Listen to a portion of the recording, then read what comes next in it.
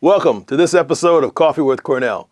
Grab a cup and let's talk about some recommendations about how to respond to the supply chain shortage.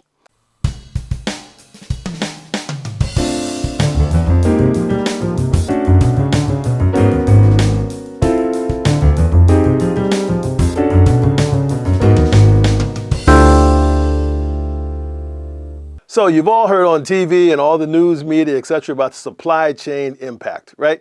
And that's basically saying the disruptions to the supply chain. So the situation is that this disruption to the supply chain is creating shortages across the globe in regards to any number of items. Those range from small things to very large things. In fact, there's even some discussion about how cars are being impacted. So as you start looking at this whole question of supply chains due to global supply disruptions, it's kind of easy to understand once you start looking at the components. You have information system technology components, you have physical technology components, you have the communications back and forth that yes, people still have to make things somewhere in the world. Then there's all logistic questions of how do we get something from a given point in the world to where you need or want it to be delivered to your home or to your business. All the people, all the businesses that have to touch those things are what's helping to create the supply chain shortage. And due to COVID, as well as a number of other issues that impact the production capabilities of those items, and maybe even some shortage of some raw materials in some areas, all those things are impacting and perhaps coming at a time in which, as you start to move into the holiday gift-giving season, we might need to make some precautionary ideas. I'll give you a couple of those in just a moment.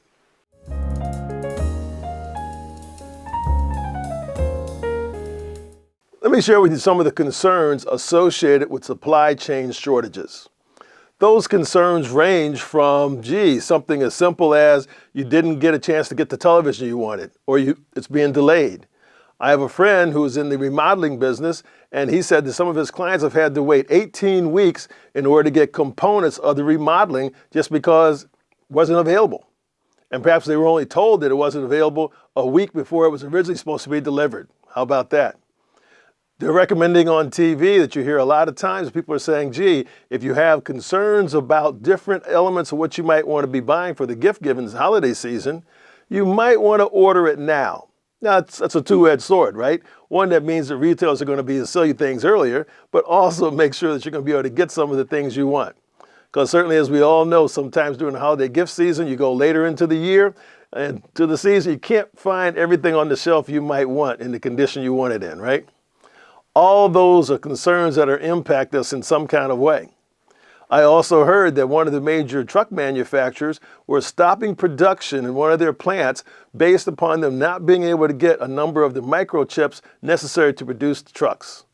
Come on, folks, think about it. A whole truck's available, but in that bill of material, there's a couple microchips that aren't available on a global basis. They had to shut down the plant.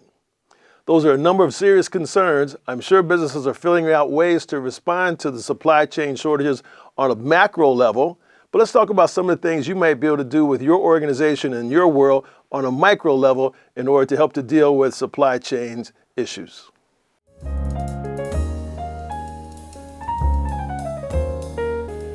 Here's one of those recommendations. The first is to anticipate the impact that the supply chain will have on you personally. Let's think it's gift giving or projects that you're involved with. Think about it and spend time with it and understand what the concerns might be.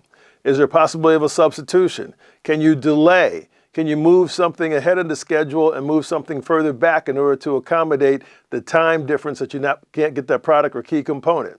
If it's a gift, is there something else you could give that person? If it's a loved one and you're close to them, you might be able to tell them, well, this time we're going to maybe go out and spend some quality time together, and then that item that you're looking for will be coming out a little bit later, once again, when the supply is available.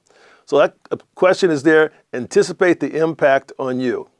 And the second is to communicate with your team about the situation and what you as an organization and or individually are going to do to respond to it. You may employ some of the same activities I mentioned earlier in regards to understanding what impact it has on your production schedule, on your build schedule, on whatever activities you're putting in place.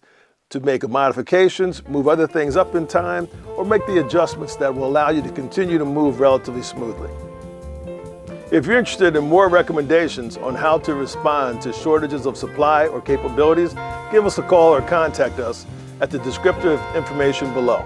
Thanks for joining us on this episode of Coffee with Cornell.